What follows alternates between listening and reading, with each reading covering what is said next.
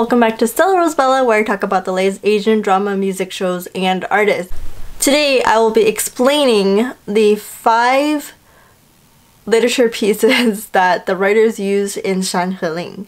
I will explain who the author is, give y'all a little background about this person, and sort of like where this quote, where it came from, and how it's used in the drama. Let's get into it.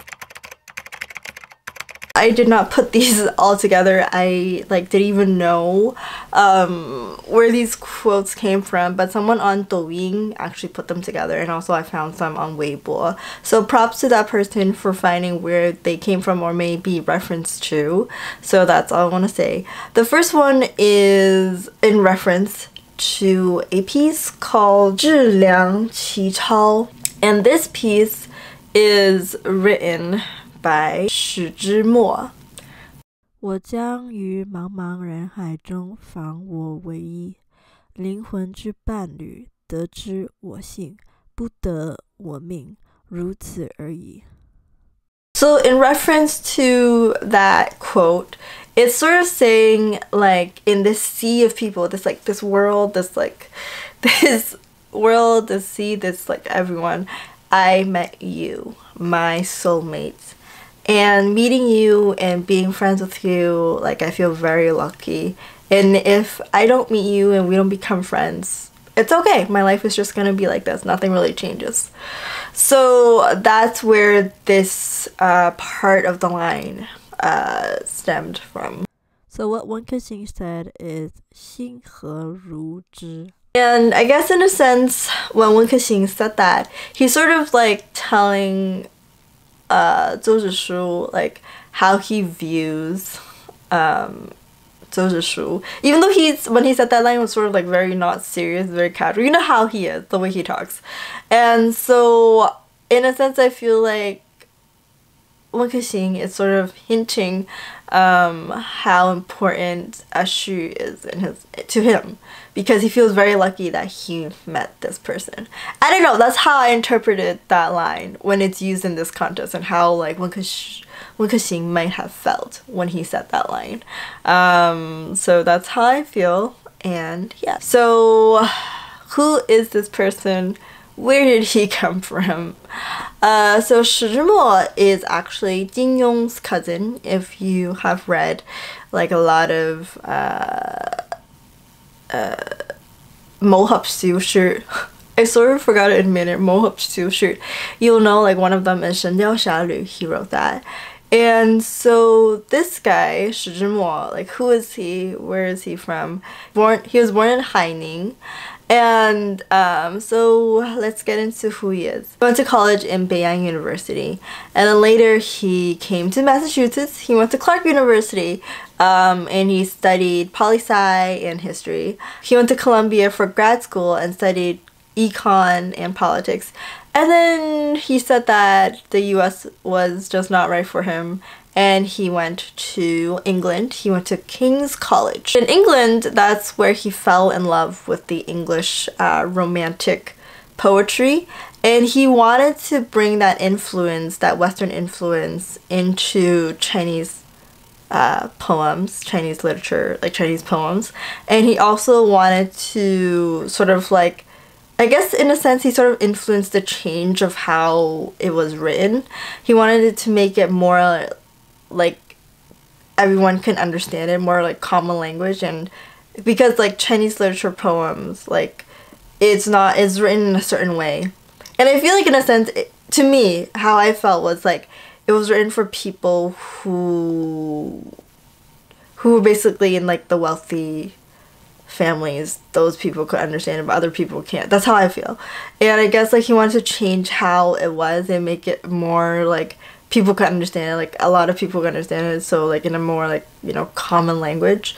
And I guess but anyways, he had a lot of ideals. He was into love and freedom and beauty, and these 3 I guess ideas, it sort of helps him, inspires him in writing poetry. And so this is who he is.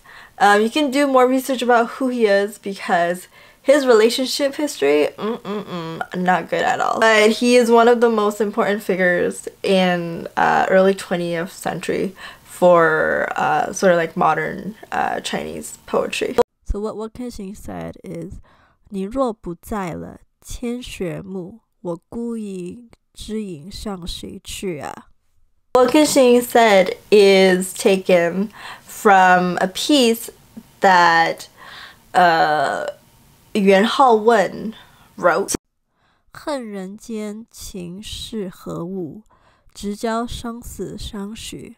天南地北双飞客，老翅几回寒暑。欢乐去，离别苦，世中更有痴儿女。君应有语，渺晚里沉云，千水暮景，知影为谁去? So in that poem, it's saying like this pair, they've been through a lot and everything, and when one of them dies, like what's gonna happen to the other one? Like who's it gonna be with when the pair, the other person, the goose passed away? Like how is this goose gonna live? How's this goose gonna live? So Wen Kexing, when he said that, like in reference to that, he said, if you're not here anymore, 若你不在了, yeah, 千雪目, it's sort of saying like I have a single wing, but it's really like, you know what I'm saying? It's like, who am I gonna go to? Who am I gonna be with if you're not here anymore? So I guess in a sense that really shows how important Ashu is to Wen Kexing. Even like as I said, he says not seriously and everything, but it's how he feels about Ashu, because first he feels like this person is the person he knows. Secondly, he feels that like there's no one else like Ashu who would understand him and like feel all these different things, emotions and everything. And so he felt like this person is very important to me. That's how I'm interpreting it. And like, if you're not here anymore, who am I gonna be with? I'm gonna be really lonely. So who is he?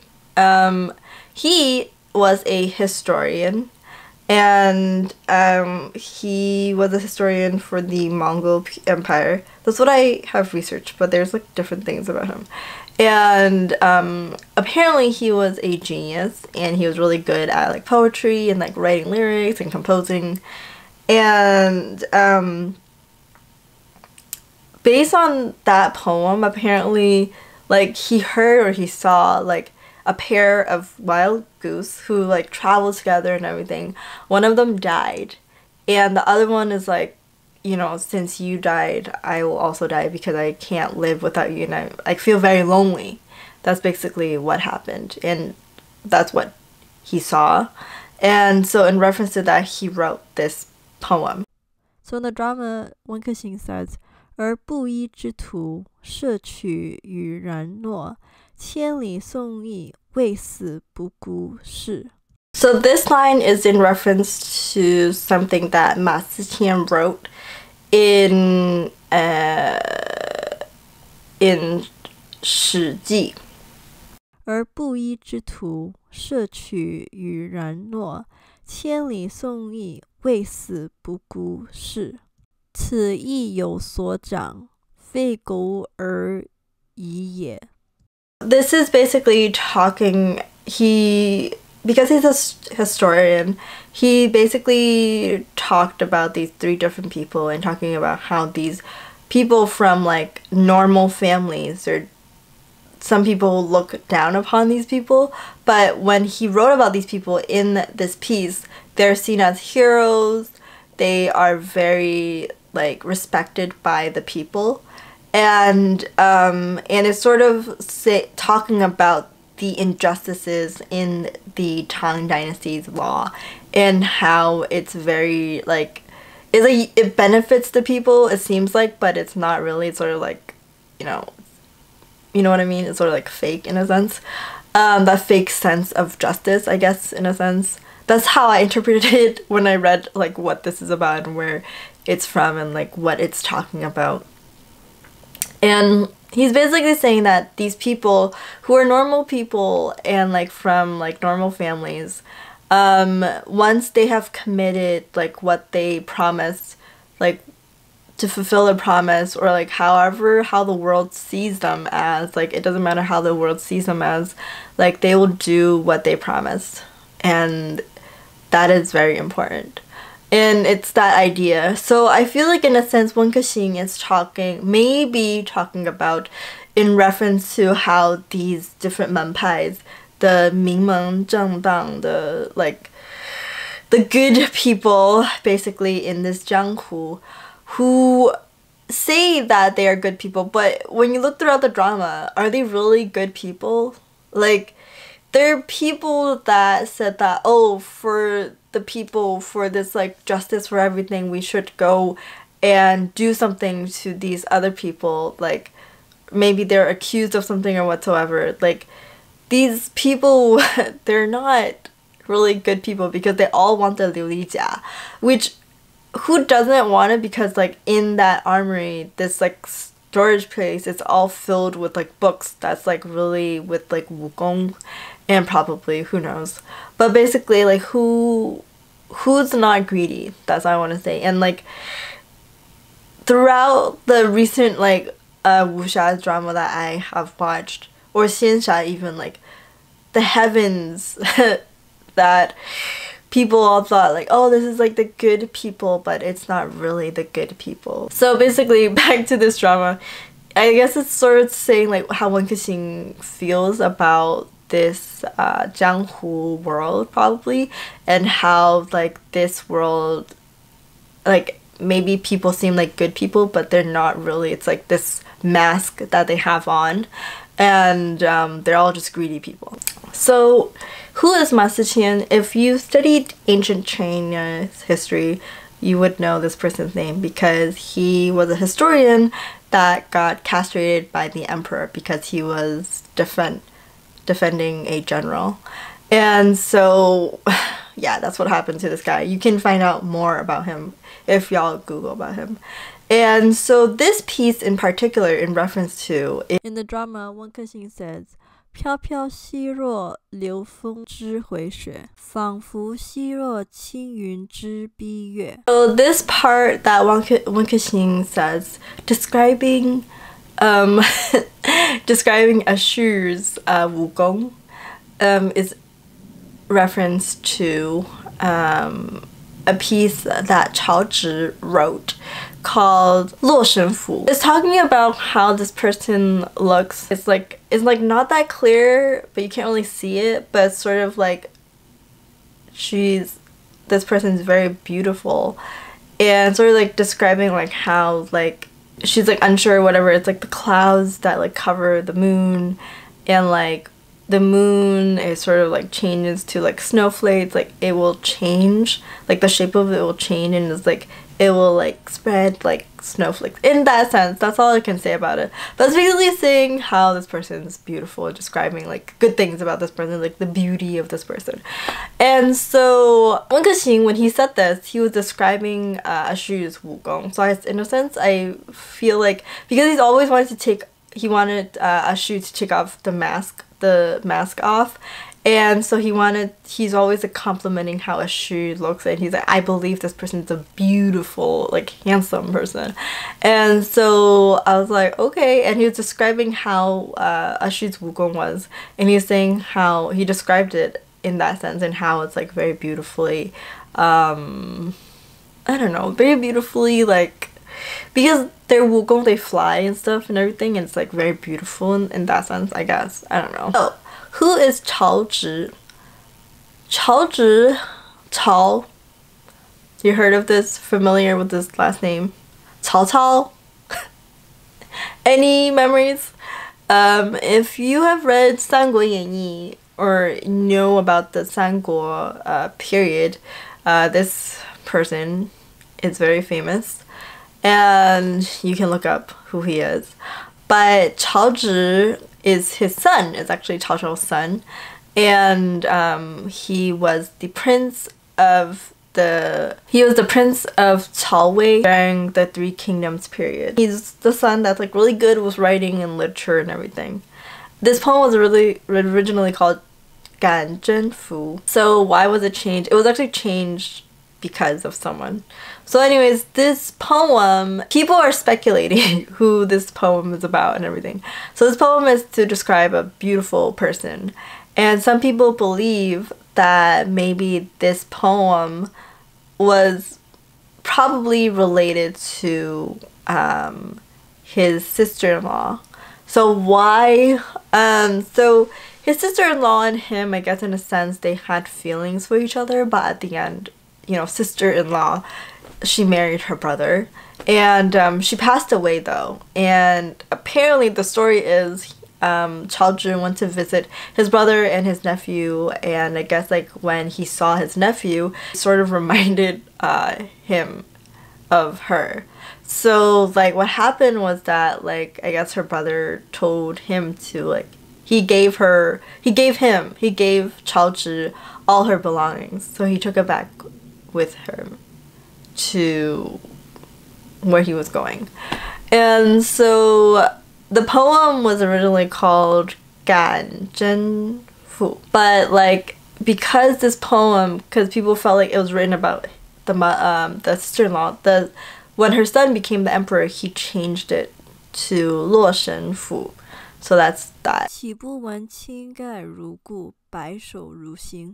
this is actually in reference to a letter that Zhou Yang, this person wrote because he was put in jail, and this person wrote a letter to the king and saying his loyalty and like how you know, his loyalty, like showing his loyalty and everything.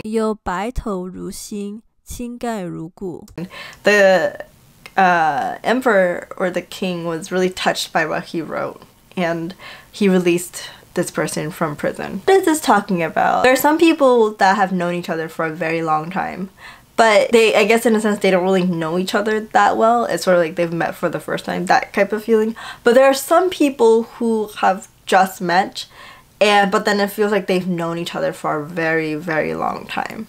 And it's also saying that the relationship between these people is not depending on how long you've known this person. That's basically what it's saying. So溫客行, when he said that, it's sort of saying in reference to like, first溫客行feels like he knows who this person is, which he does, is Zhou Zishu, even though he didn't tell溫客行his real name. And so like in a sense, like that makes sense. You can look at it as if like溫客行, I feel like he feels like he found the person, his 知己, the person that he has the most connection with. And even though like I read the the interview that the writer did with someone, a magazine or whatever, someone interviewed her, and she said that for this version, the drama version, she made it that like these two characters,溫客行and Zhou Zishu, they knew each other when they were kids. So that's in a sense like溫客行knows that they know each other, and like he feels like a really deep connection with Shu. And so that's the second thing. And I feel like溫客行is always talking about like his relationship with Shu on and off. It's not like all the time, but it's like throughout. And he's like, I feel like I know you, and like even though they knew each other when they were kids, they haven't seen each other for a while, but it's like he feels that they have this deep connection, and it's okay if they don't know each other, like they haven't seen each other for a while and they don't know that much about each other. I don't know, you know what I'm saying? So yeah, so basically溫客行is saying that he feels that he knows this person, Zhou Zishu, for a very long time and has a really deep connection, and it's okay if like they met again for a very long time, they haven't seen each other, but he feels like their relationship is more than friendship. It's like 知己, and it's more than like anything. So that's how I feel. These are the 5 literature pieces that people have quoted, and I've chose from a lot of them. I chose five of them because I just wanted to talk about the ones that I feel very meaningful to me. And there are some that I just don't understand even after someone translated them. And I give props to the writer. Thank you for adding these literature pieces into the drama. Not only is it very, very very beautiful, it sounded very beautiful, but also like it sort of shows how溫客行views his relationship with Zhou Zhishu. And so that's that. And I don't know, I'm really happy that I got to sort of like learn more about all these different pieces, because like I don't know some of these writers that exist in history, or even like Xu Zimo. I didn't even know he exists until someone's like, oh, you could use this poem that he wrote as reference to what溫客行said. And I was like, oh, and then I learned more about this person. So yes, knowledge is power, y'all. And I hope you all enjoyed this video. I had so much fun making and actually researching about this, all these different people in the poems and everything about it.